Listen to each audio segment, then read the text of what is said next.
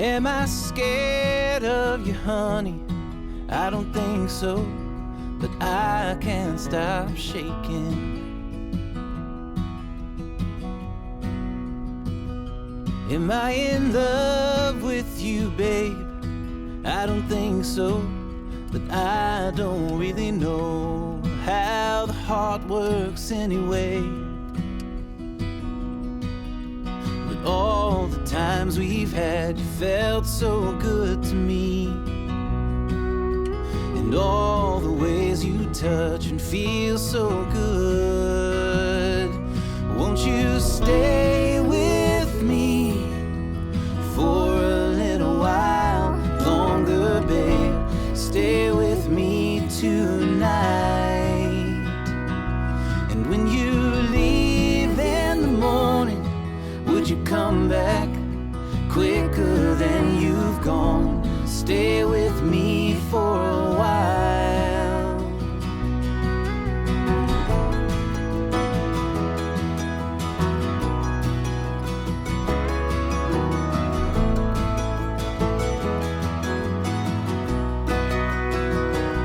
Would it be heavy on you if I told you everything I think I wanna say when you're around? Would it be a lie to you, babe, to tell you I want you if I can't follow through? And I don't know what to say, except all the times we... Hi. So, it's wet. It's October, it's definitely autumn, and it's raining rather a lot. As you can see, the hat's back on. So Echo and I have come back up to Brock Valley. We haven't been here in quite some time, to see what we can see for the day and see if we can get some nice river shots, I think. We'll see how that goes.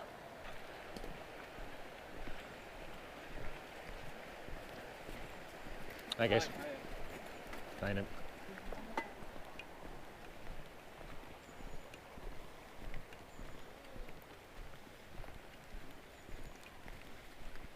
It's always a popular area with dog walkers. This.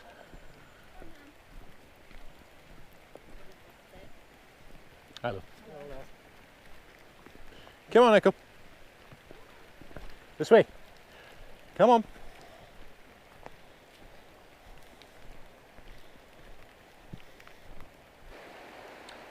I love coming around here at this time of year. The colours are kicking in, and even when it's wet, everything's so beautiful. And look at the river. Just there, you can see it, it's really flowing. We've had a lot of rain around about this area recently. I used to put hide photographing dippers just in there. There used to be a sandbar, used to go just across. And I wouldn't have a chance of doing that today, but it's just stunning. So hopefully we can get the kind of shots I'm looking for. You never know, we'll go further down, away from all the other people, and we'll see how it goes.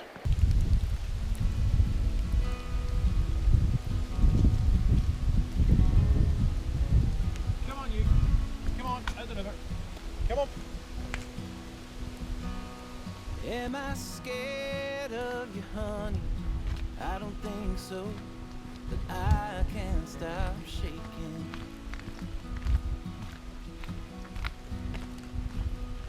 Am I in love with you? Right, this is always quite interesting.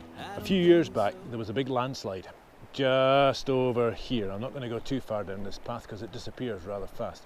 You can see just there, the path just vanished completely. There'd been major rainstorms and the river got too high and the ground just got too loose and off it went. So this got put in its place, and you'll see as we walk over it, it's quite high. Come on, Echo.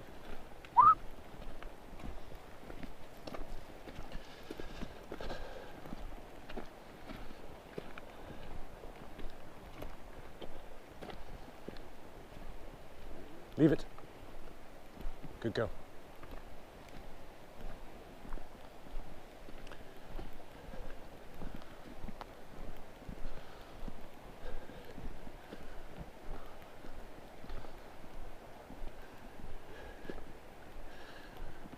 That's the remains of the old path just down there. As you can see, a couple of trees slid down the embankment and took everything else with them. Let's lean over there a bit so you can see. Completely destroyed the path. And for a few weeks before they put this path in, you had to climb up through there, which is actually a lot tougher than it looks because it's very, very loose. So this is fine though, anyone can walk down here, it's great. And there was a village down here, which is why there's a walkway all the way down through here. We've just been walking along what originally used to be one of the main roads. Now the houses are pretty much gone. All that's left, the pure foundations of the walls, nothing much else at all. And there's 3 or 4 of them actually right in front of me now. I'll turn the camera around and you can have a look and you can see what you think, but there's really not a lot to see these days. Here we go.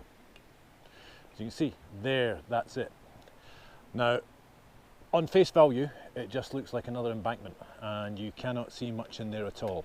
However, if oh, Echo's eating sticks yet again. Silly dog. Yes, silly dog. If we walk up here, which is the easiest one to get into, you can see that's the remains of a house. It wasn't very big. The garden was probably over the back end there. I think the washing green was just over there. But these were the mill workers' houses. There are more ruins further down, but these are the only really ones of the houses that I know of. There used to be, just at the side there used to be a little metal oven. You can see the remains of that, but someone's taken that out. It was about 10-15 years since I first came down here.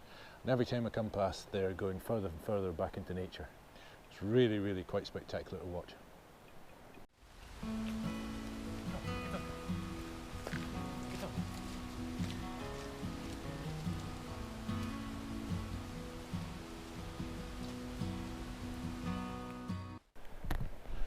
I originally came down here when we were at college. That was the first time I ever came. They introduced us to this area. I'd never been here before and I probably never would have heard of it otherwise. It's actually very, very pretty, however. It's fantastic for photography. One of the first things you learn, however, is when you come to the main track down to the ruins of the old mill, that's it there, don't walk down the track. The reason is that mud is about knee deep, isn't it? Echo's tried a few times, but even she stays up here. This is the height of the old wall down the side of the old track, and it's a lot better if you can just manage to walk down here, because, well, you don't end up losing your boots for one thing, and you can generally get along quite nicely. It's quite a decent path because everybody does this. You can see, looking over there, a few people have tried to go the old way. Never really works very well at all. What's left of the old mill? Just these walls. There's a couple of metal beams on the other side of them, but the walls themselves aren't particularly safe anymore. As you can see, they don't look particularly safe from this angle, and it's really not advised to go in there at all. That's why it's all fenced off. Okay, this is pretty much where we want to be. This is part of the old mill race just down below the ruins, and as you can see, because it's man-made, it's been chiselled down through the stream bed there. The colours down here are incredible. It's deeper into the valley than most of the rest of it, and every year it looks gorgeous. Up there it can be grey and dismal. Down here, just stunning. So I think we'll go down as far as we can to the riverbed. It's a bit precarious footing down there, so if you hear me swearing down the camera, please forgive me. We'll see what we can do.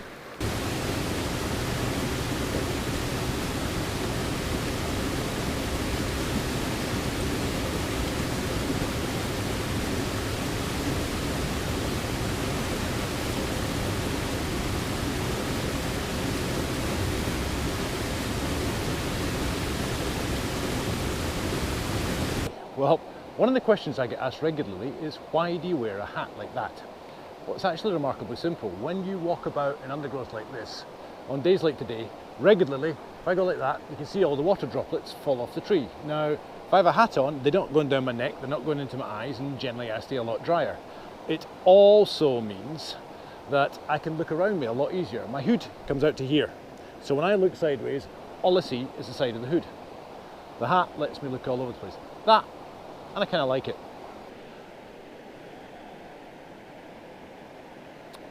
Well, I think we're about done here today. The water level's really, really high. I was hoping to be able to get about 3 feet further that way, but that's not happening. It's very, very deep. It's gone completely into spate.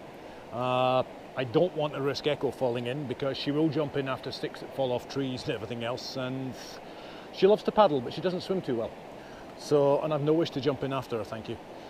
I probably would, but there you go. So we'll go back, we'll process this, and we shall see how it all works out. Shall we go home? Echo, do you want to go home? Do you want to go? No? I think that's Echo speak for why aren't we staying longer? Or can we stop with this silly camera business and just concentrate on things like sticks? So here's the final image, and I must admit I'm pretty pleased with it. The water level was higher than I expected, and the autumn colours haven't quite kicked in, but all in all it balanced out quite nicely.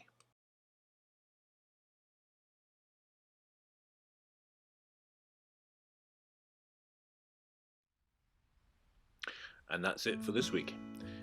If you enjoyed what you saw, and I certainly hope you did, then please click the subscribe button and feel free to leave a comment below, and Echo and I will see you again soon.